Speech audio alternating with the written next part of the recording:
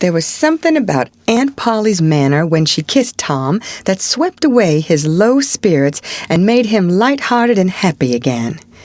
He started to school and had the luck of coming upon Becky Thatcher at the head of Meadow Lane. His mood always determined his manner. Without a moment's hesitation, he ran to her and said, "I acted mighty mean today, Becky, and I'm so sorry. I won't ever do that way again, as long as ever I live. Please make up, won't you?" The girl stopped and looked him scornfully in the face. "I'll thank you to keep yourself to yourself, Mr. Thomas Sawyer. I'll never speak to you again." She tossed her head and passed on. Tom was so stunned that he had not even presence of mind enough to say, "Who cares, Miss Smarty?" until the right time to say it had gone by. So he said nothing, but he was in a fine rage nevertheless. He moped into the schoolyard wishing she were a boy and imagining how he would trounce her if she were.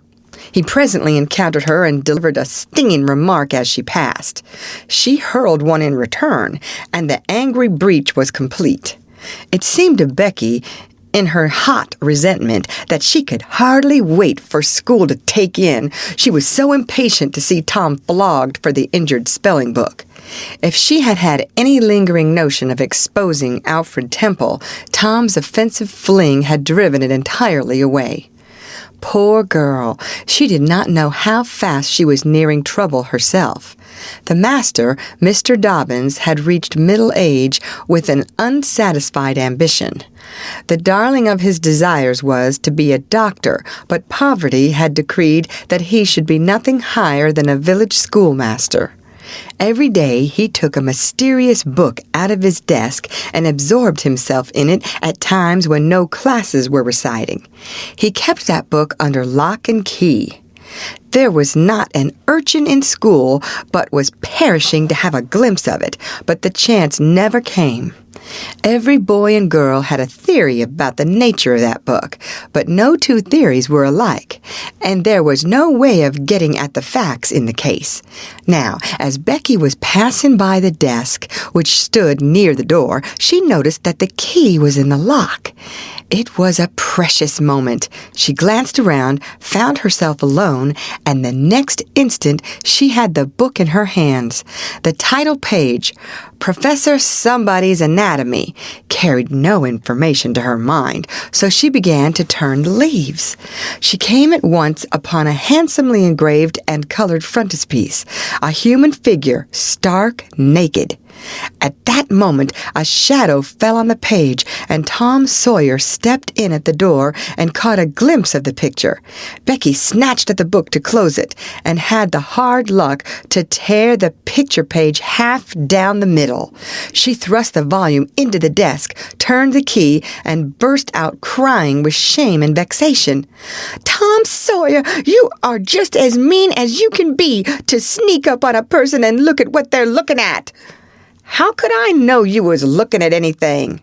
"You ought to be ashamed of yourself, Tom Sawyer. You know you're going to tell on me, and oh, what shall I do? What shall I do? I'll be whipped, and I never was whipped in school."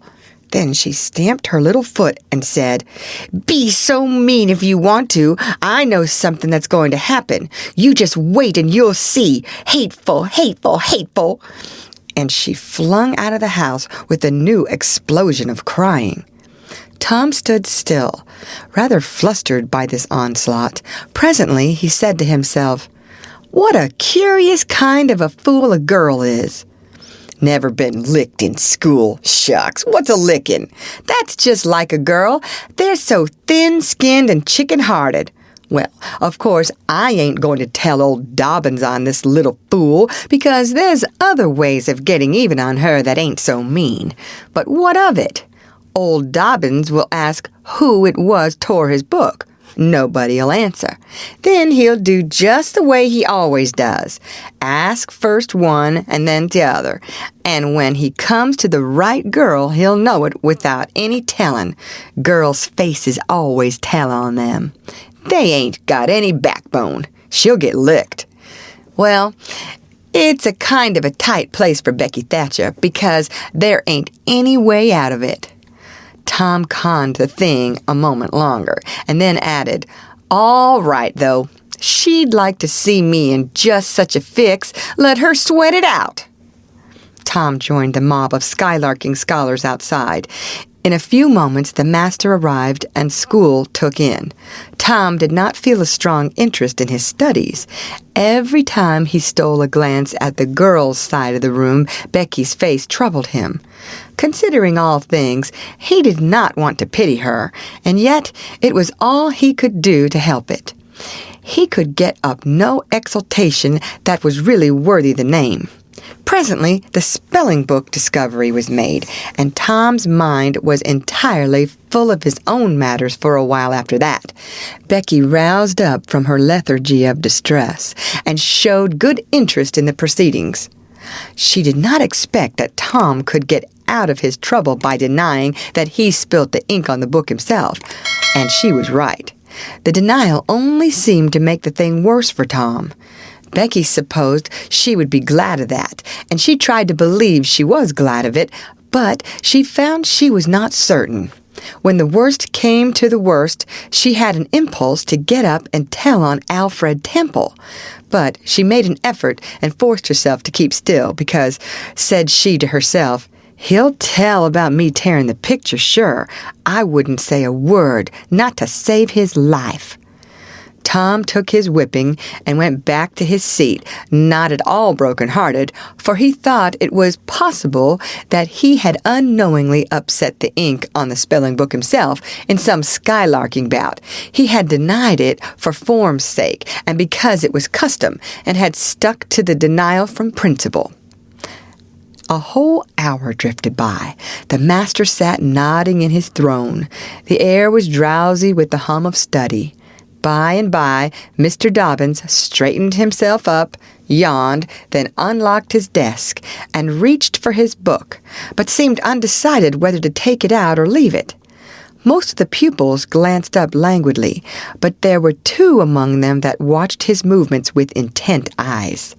Mr. Dobbins fingered his book absently for a while, then took it out and settled himself in his chair to read. Tom shot a glance at Becky. He had seen a hunted and helpless rabbit look as she did, with a gun leveled at its head. Instantly, he forgot his quarrel with her. Quick, something must be done. Done in a flash, too. But the very imminence of the emergency paralyzed his invention. Good! He had an inspiration. He would run and snatch the book, spring through the door and fly. But his resolution shook for one little instant, and the chance was lost. The master opened the volume. If Tom only had the wasted opportunity back again. Too late. There was no help for Becky now, he said. The next moment the master faced the school. Every eye sank under his gaze. There was that in it which smote even the innocent with fear. There was silence while one might count 10. The master was gathering his wrath. Then he spoke. "Who tore this book?" There was not a sound. One could have heard a pin drop. The stillness continued. The master searched face after face for signs of guilt. "Benjamin Rogers, did you tear this book?" A denial. Another pause. "Joseph Harper, did you?" Another denial.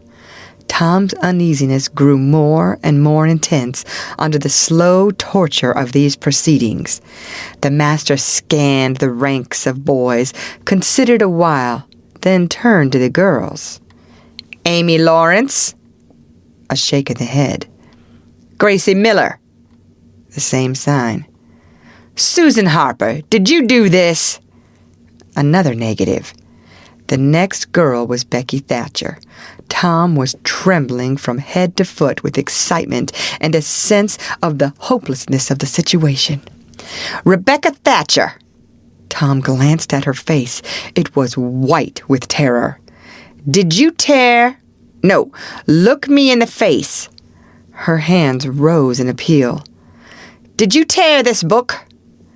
A thought shot like lightning through Tom's brain. He sprang to his feet and shouted, "I done it!"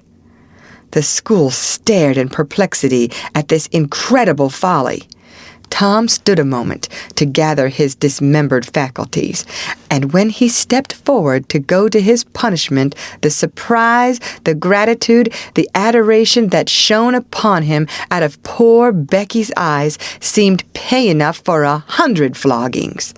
Inspired by the splendor of his own act, he took without an outcry the most merciless flaying that even Mr. Dobbins had ever administered, and also received with indifference the added cruelty of a command to remain 2 hours after school should be dismissed, for he knew who would wait for him outside till his captivity was done, and not count the tedious time as loss either.